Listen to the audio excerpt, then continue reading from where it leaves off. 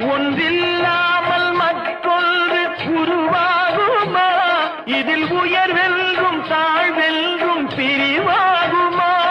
ஒன்றில்லாமல் மற்றொன்று உருவாகுமா? இதில் உயர்வென்றும் தாழ்வென்றும் பிரிவாகுமா? கல்வியா செல்வமா வீரமா? கற்றோர்க்கு பொருளின்றி பசி தீருமா? பொருள் பெற்றோர்க்கு அறிவின்றி புகழ் சேருமா? கற்றாலும் பெற்றாலும் பலமாகுமா? கற்றாலும் பெற்றாலும் பலமாகுமா? வீரம்